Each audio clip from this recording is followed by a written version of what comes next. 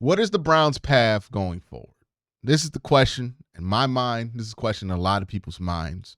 How to achieve that best path going forward, all of those things.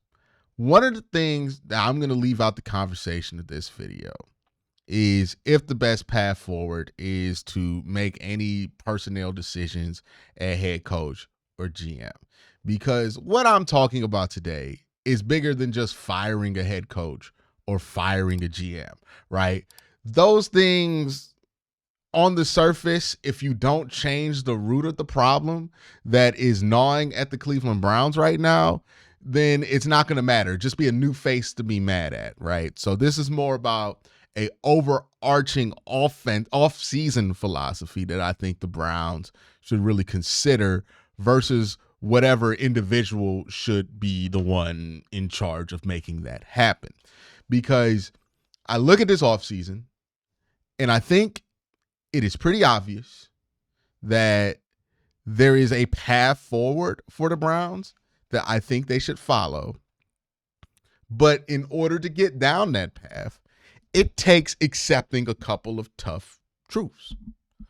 Number one, in that truth list, is that there is no answer long-term at quarterback this offseason.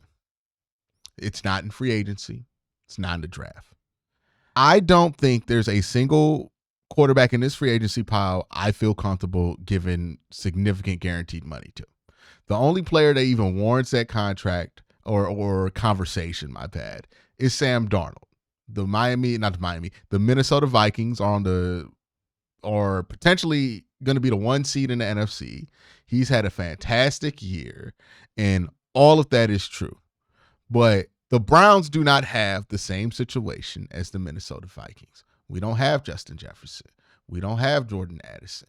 We have Jerry Jeudy, who's very good, but not the same as having Justin Jefferson.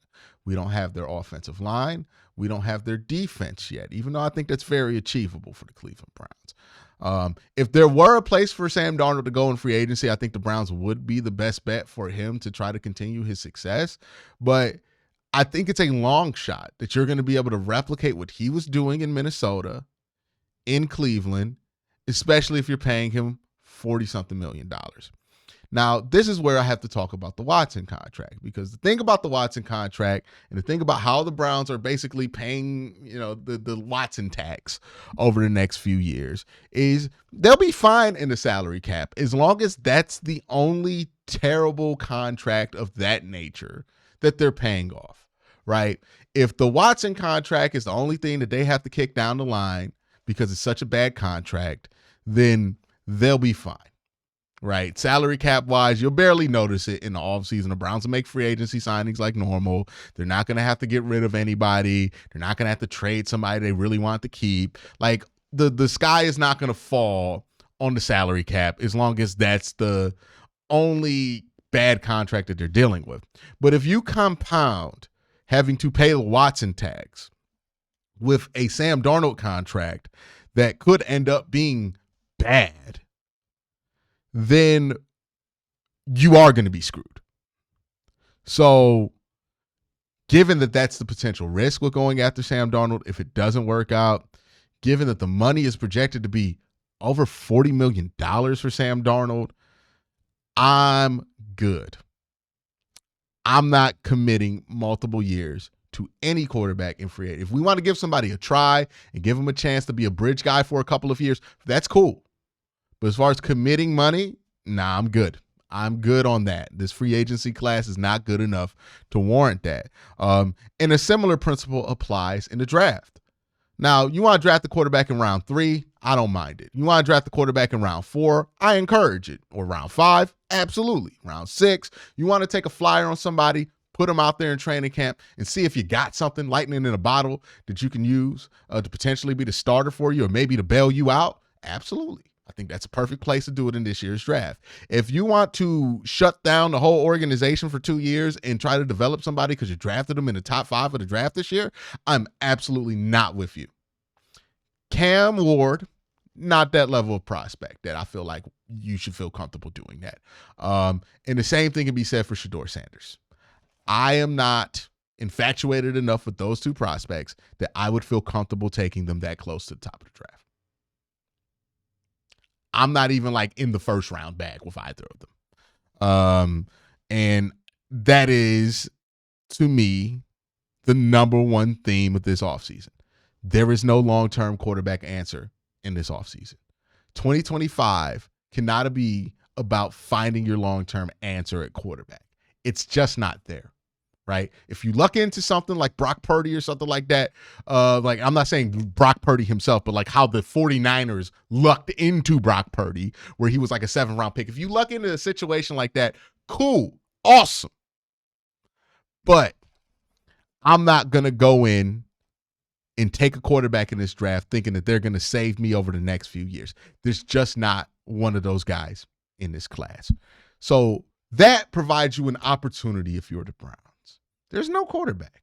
You don't got to spend your resources or a ton of money at the quarterback position, or at least more money than you're already spending on the Watson tax.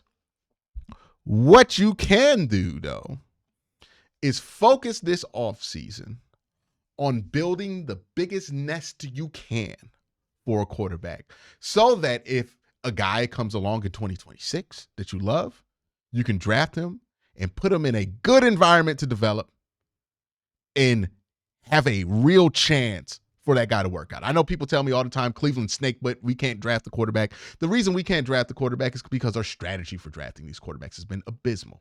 The Browns' constant turnover has made them a horrible environment to develop a quarterback. The Browns' constant obsession with firing head coaches has made them a horrible environment to develop a quarterback. The Browns never really committing to drafting a quarterback in the top 5 when there are opportunities to take them, and instead going with safe solutions like Jeff Garcia. The Browns' willingness to draft gimmicks, right? Oh, this guy's from Cleveland, so let's draft them. Brady Quinn. Oh, this guy's fun. Let's draft him. He's going to be exciting. Johnny Manziel. Oh, this guy's old, so he must be pro ready. Let's go draft him. Brandon Weeden. That's why the Browns haven't been able to develop a quarterback. I promise you this. If the Browns didn't fire their coaches as much, if the Browns didn't fire their GM as much, some point in the last 20 years, we would have developed a decent damn quarterback. But since the Browns love firing their coaches, love firing GMs, and love gimmicks, we end up with what we got from 99 till now. It's not that Cleveland is snake bitten. It's not that like good quarterback play can exist in Cleveland. It's simply because of all the other things that surround the Cleveland Browns that have made them an especially bad environment for quarterbacks to develop in. That's the problem. It's not like something magical. It's that. The Browns have not provided a great landing spot for a quarterback most of the time that they take a quarterback. The one time they did provide a decent landing spot for a quarterback, I think was 2018 with Baker Mayfield. They went out, got some offensive linemen, got Jarvis Landry, and really did a lot to surround him. And it's no mistake that that's yielded the best results. And you can argue the Browns, again, propensity to want to fire GMs, want to fire head coaches over and over again was part of the reason it went wrong with Baker Mayfield in Cleveland, because by the time he got to somebody competent like Kevin Stefanski and Andrew Berry, or at least how they were in 2020, he had already gone through like 4 or 5 different offensive coordinators and 2 GMs by that time. So he had some issues pop up because you had all that turnover. It's about the process about why the Browns haven't been able to develop a quarterback, not necessarily about what specific quarterback they're taking at the time, or if the Browns have good or bad luck or not. It's the process. You got to build a nest. Now, if you're wondering, how do you build a nest? What can elevate quarterback play? A lot of people jump to wide receiver. I have a bit of a different philosophy. While I do think wide receiver is important, I think the most important thing to build around a young quarterback is a great defense, because a great defense gives quarterback play such a giant margin of error. You don't have to look far for examples of this, right? You look at every quarterback that you're like, wow, they won a Super Bowl. They're usually followed by a great defense, right? Trent Dilfer won with the 2000 Ravens. You can fast forward to Nick Foles winning that Super Bowl in Philadelphia. He won it with a very, very, very dominant Philadelphia Eagles defense. Not head coach, but ran by Jim Schwartz, by the way. So we know Jim Schwartz is capable of creating that kind of defense. I know people want to fire him already. But Jim Schwartz is well-known, great defensive coordinator. You did this last year, right? The Browns had the best defense in the world last year, and they were able to win games with P.J. Walker, with Deshaun Watson, with Joe Flacco. Think about what we've seen from DTR, Joe Flacco, and Deshaun Watson this year, absent of having a great defense, and think about how they looked when they did have a great defense. We won a game last year with DTR. Like, tell me right now, when we watch DTR right now, it feels like winning a game with him is impossible. Straight up impossible when we watch DTR right now, because the defense isn't amazing like it was last year. They kind of fell off a little bit. But when you had that amazing defense, you beat the Steelers with DTR. Like, can you fathom that right now? Joe Flacco, right? You won a bunch of games. People think Joe Flacco was like elite just because you were able to win those games with him. But like, I watched Joe Flacco on Sunday lose to the Giants. Defense gives you such a margin of error. The Browns won 11 games last year. And they won games with P.J. Walker, who's not in the league anymore, DTR, who's about to join them, and Joe Flacco, who's also about to join them and not being in the league anymore. Why? Because the defense was that damn good that it gave you that much of a margin of error. Build a great defense, you can get away with a lot at quarterback. Now, it doesn't like fix all your quarterback problems, but you could get away with a lot at quarterback if you have a great defense. So that's number one. The good news for the Browns here is, hey, you got the opportunity to build a great nest around the Cleveland Browns, or at least around the quarterback when it comes to having a great defense, because you're in a prime position to get Abdul Carter, Mason Graham, Adam Ted, the defensive line the Browns have. We're watching these young players like Michael Hall develop into their own, Alex Wright, and same thing with Isaiah McGuire. So you already have young guys on that team that aren't going to be super expensive.